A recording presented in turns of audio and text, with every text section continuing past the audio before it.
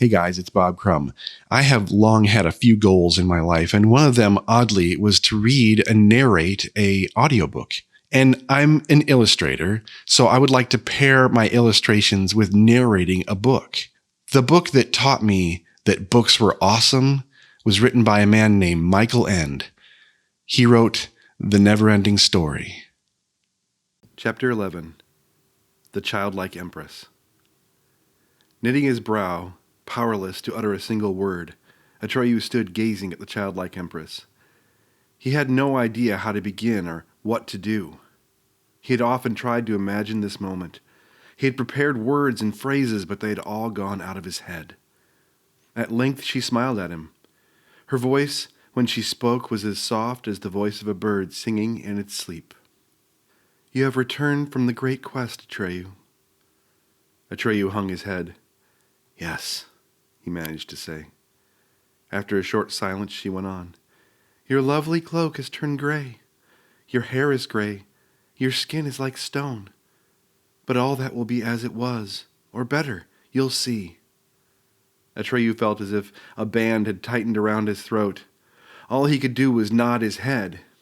Then he heard the sweet, soft voice saying, "You have carried out your mission." Were these words meant as a question? Atreyu didn't know. He didn't dare look up to read the answer on her face. Slowly he reached for the golden amulet and removed the chain from his neck. Without raising his eyes, he held it out to the childlike empress. He tried to kneel, as messengers did in the stories and songs he had heard at home, but his wounded leg refused to do his bidding. He fell at the childlike empress's feet, and there he lay with his face to the floor. She bent forward, picked up Oren, and let the chain glide through her fingers. "You have done well," she said, "and I am pleased with you." "No," cried Atreyu almost savagely. "It was all in vain. There's no hope. There's no hope." A long silence followed. Atreyu buried his face in the crook of his elbow, and his whole body trembled. How would she react? With a cry of despair, a moan, words of bitter reproach, or even anger? Atreyu couldn't have said what he expected, certainly not what he heard. Laughter. A soft, contented laugh. Atreyu's thoughts were in a whirl. For a moment he thought she had gone mad, but that was not the laughter of madness. Then he heard her say, "But you've brought him with you." Atreyu looked up. "Who?" "Our Savior." He looked into her eyes and found only serenity. She smiled again. "Golden-eyed commander of wishes," he stammered, now for the first time using the official word of address that Falkor had recommended. No, really, I don't understand." "I can see that by the look on your face," she said. "But whether you understand or not, you've done it. And that's what really counts, isn't it?" Atreyu said nothing. He couldn't even think of a question to ask. He stood there, open-mouthed, staring at the childlike empress. "I saw him," she went on, "and he saw me." "When?" Atreyu asked. "Just as you came in. You brought him with you." Involuntarily, Atreyu looked around. "Then where is he? I don't see anyone but you and me." "Oh, the world is full of things you don't see. You can believe me, he isn't in our world yet. But our worlds have come close enough together for us to see each other. For a twinkling, the thin wall between us became transparent. He will be with us soon, and then he will call me by the new name that he alone can give me. Then I shall be well, and so will Fantastica." As the childlike empress was speaking, Atreyu raised himself with difficulty. He looked up to her as she lay on her bed of cushions. His voice was husky when he asked, "Then you've known my message all along? What Morla the Aged One told me in the Swamps of Sadness? What the mysterious voice of Uyulala in the Southern Oracle revealed to me? You knew it all?" "Yes," she said. "I knew it before I sent you on the great quest." Atreyu gulped. "Why?" he finally managed to ask. "Why did you send me then? What did you expect me to do?" "Exactly what you did," she replied. "What I did," Atreyu replied slowly, his forehead clouded over, In that case, he said angrily, it was all unnecessary. There was no need of sending me on the great quest. I've heard that your decisions are often mysterious. That may be, but after all I've been through, I hate to think that you were just having a joke at my expense. The childlike Empress's eyes grew grave. I was not having a joke at your expense, Atreyu, she said. I am well aware of what I owe you. All your sufferings were necessary. I sent you on the great quest, not for the sake of the message you would bring me, but because that was the only way of calling our Savior. He took part in everything you did, and he has come all that long way with you. You heard his cry of fear when you were talking with Igramul beside the deep chasm, and you saw him when you stood facing the magic mirror gate. You entered into his image and took it with you, and he followed you, because he saw himself through your eyes. And now, too, he can hear every word we are saying. He knows we are talking about him. He knows we have set our hope in him and are expecting him. Perhaps he even understands all the hardship you, Atreyu, took upon yourself was for his sake, and that all Fantastica is calling him. Little by little, the darkness cleared from Atreyu's face.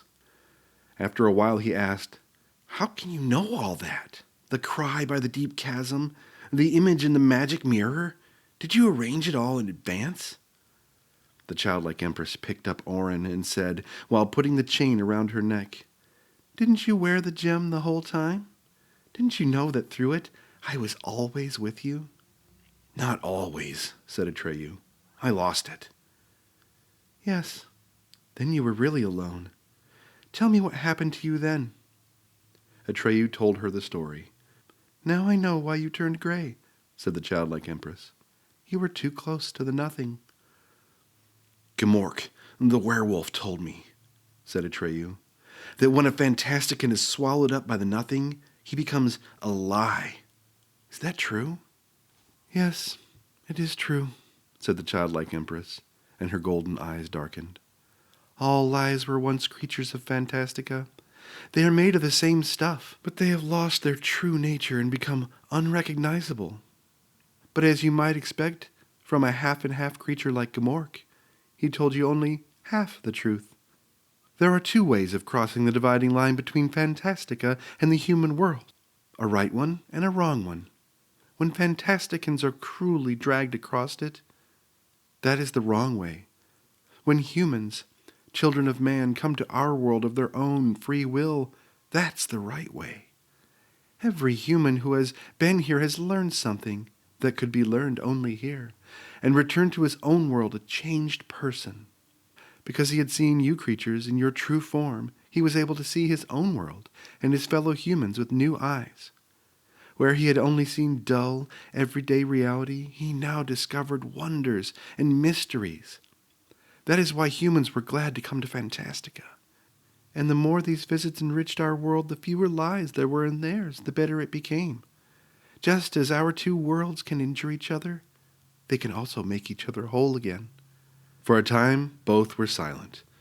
Then she went on. Humans are like our hope. One of them must come and give me a new name, and he will come. Atreyu made no answer. Do you understand now, Atreyu? She asked. Why I had to ask so much of you? Only a long story full of adventures, marvels, and dangers could bring our Savior to me. And that was your story. Atreyu sat deep in thought. At length he nodded. Yes, golden-eyed commander of wishes. Now I understand. I thank you for choosing me. Forgive my anger. You had no way of knowing these things, she answered, and that too was necessary. Again, Atreyu nodded. After a short silence, he said, I am very tired. You have done enough, Atreyu. Would you like to rest? Not yet. First, I would like to see the happy outcome of my story. If, as you say, I've carried out my mission, why isn't the Savior here yet? What's he waiting for? Yes, said the childlike Empress softly. What is he waiting for? Bastian felt his hands growing moist with excitement. "I can't do it," he said. "I don't even know what I'm supposed to do. Maybe the name I've thought of isn't the right one." "May I ask another question?" said Atreyu. "Of course," she answered with a smile. "Why do you need a new name to get well?" "Only the right name gives beings and things their reality," she said. "A wrong name makes everything unreal. That's what lies do." "Maybe the Savior doesn't yet know the right name to give you." "Oh, yes, he does," she assured him. Again, they sat silent. "Oh, I know it all right," said Bastian. "I knew it the moment I laid eyes on her. But I don't know what I have to do." Atreyu looked up. "Maybe he wants to come and just doesn't know how to go about it." "All he has to do," said the childlike Empress, "is call to me by my new name, which he alone knows, nothing more." Bastian's heart pounded. Should he try? What if he didn't succeed? What if he was wrong? What if they weren't talking about him, but about some entirely different savior? How could he be sure they really meant him? "Could it be," said Atreyu after a while, "that he doesn't know it's him, and not somebody else we're talking about?" "No," said the childlike Empress. "Not after all the signs he's had. He can't be that stupid." "I'll give it a try," said Bastian, but he couldn't get a word out of his mouth. What if it actually worked? Then he would somehow be transported to Fantastica? But how? Maybe he would have to go through some sort of change. And what would that be like? Would it hurt? Would he lose consciousness? And did he really want to go to Fantastica? He wanted to go to Atreyu and the childlike Empress, but he wasn't at all keen on all those monsters the place was swarming with. "Maybe he hasn't got the courage," Atreyu suggested. "Courage?" said the childlike Empress. "Does it take courage to say my name?" "Then," said Atreyu, "I can think of only one thing that may be holding him back." "And what would that be?" After some hesitation, Atreyu blurted out, "He just doesn't want to come here. He doesn't care about you or Fantastica. We don't mean a thing to him." The childlike Empress stared wide-eyed at Atreyu. "No, no," Bastian cried out. "You mustn't think that. It's not that at all. Oh, please, please don't think that. Can you hear me? It's not like that, Atreyu." "He promised me he would come," said the childlike Empress. "I saw it in his eyes." "Yes, that's true, and I'll come soon. I just need time to think. It's not so simple." Atreyu hung his head, and the two of them waited a long while in silence. But the Savior did not appear, and there wasn't the slightest sign to suggest that he was trying to attract their attention. Bastian was thinking of how it would be if he suddenly stood before them in all his fatness, with his bow legs and his pasty face. He could literally see the disappointment in the childlike Empress's face when she said to him, "What brings you here?" And Atreyu might even laugh. The thought brought a blush to Bastian's cheeks. Obviously, they were expecting a prince, or at any rate some sort of hero. He just couldn't appear before them. It was out of the question. He would do anything for them, anything but that. When at last the childlike Empress looked up, the expression of her face had changed. Atreyu was almost frightened at its grandeur and severity. He knew where he had once seen that expression. In the Sphinxes. "There is one more thing I can do," she said, "but I don't like it, and I wish he wouldn't make me." "What is that?" Atreyu asked in a whisper. "Whether he knows it or not, he is already part of the never-ending story. He can no longer back out of it. He made me a promise, and he has to keep it. But by myself, I can't make him." "Who in all Fantastica," Atreyu asked, "can do what you cannot?" "Only one person," she replied, "if he wants to. The old man of Wandering Mountain." Atreyu looked at the childlike Empress in amazement. "The old man of Wandering Mountain," he repeated, stressing every word. "You mean he exists?" "Did you doubt it?" "The old folk in our tent camps tell the children about him when they're naughty. They say he writes everything down in a book, whatever you do or fail to do, and there it stays, the form of beautiful or an ugly story. When I was little, I believed it, but then I decided it was only an old wives' tale to frighten children." "You never can tell about old wives' tales," she said with a smile. Then you know him? Atreyu asked. You've seen him? She shook her head. If I find him, she said, it will be our first meeting. Our old folks say, Atreyu went on, but you can never really know where the old man's mountain will be at any particular time. They say that when he appears, it's always unexpectedly, now here, now there, and that you can only run across him by accident or because the meeting was fated. That's true, said the childlike Empress. You can't look for the old man of Wandering Mountain. You can only find him. Does that go for you too? Yes, she said, for me too. But what if you don't find him? If he exists, I'll find him, she said with a mysterious smile. Her answer puzzled Atreyu. Hesitantly he asked, Is he like you? He is like me, she replied, because he is my opposite in every way. Atreyu saw that with such questions he would get nothing out of her, and another thought weighed on him. You are deathly sick, golden-eyed commander of wishes, he said, almost sternly. You won't go far by yourself. All your servants and courtiers seem to have abandoned you. Falkor and I would be glad to take you wherever you wish, but frankly, I don't know if Falkor has the strength.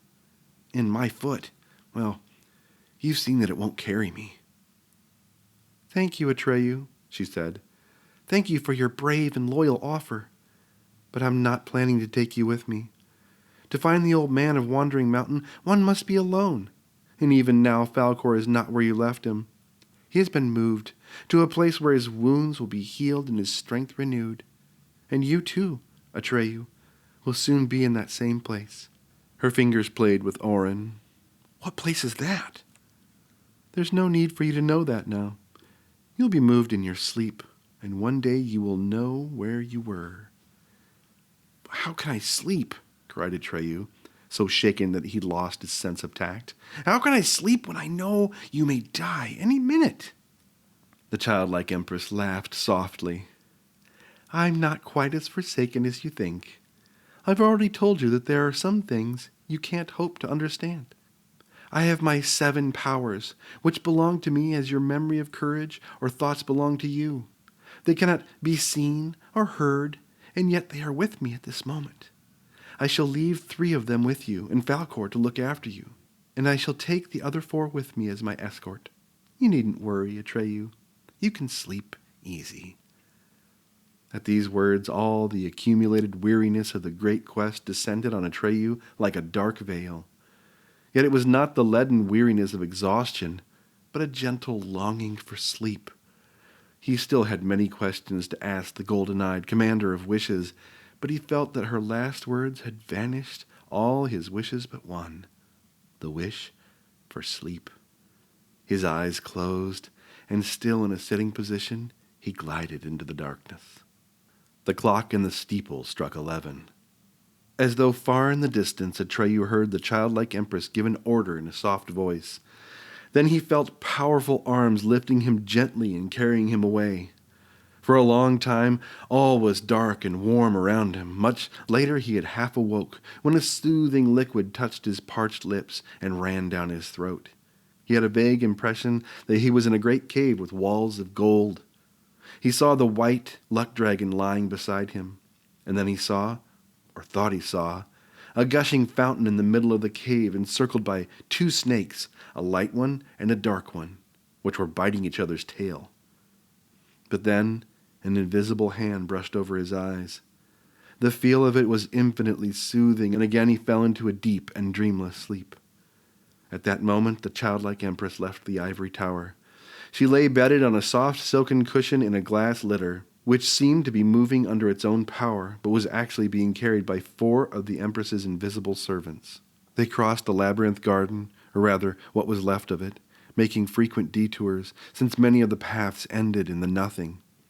When at length they left the labyrinth, the invisible carriers stopped. They seemed to be waiting for a command. The childlike Empress sat up on her cushions and cast a glance back at the ivory tower. Then, sinking back, she said, "Keep going. Just keep going, no matter where." Blown by the wind, her snow-white hair trailed behind the glass litter like a flag. Thanks, guys, for watching and listening to the end. I hope you're enjoying this as much as I am. If you are, consider hitting the thumbs up to show your support. If you're interested in further support, hit the subscribe button to see more. If you hit the bell, YouTube will give you a notification so you can catch the next chapter as soon as it comes out. And remember to hit the share button. And lastly, create. Create something, especially if it's a better day for someone else.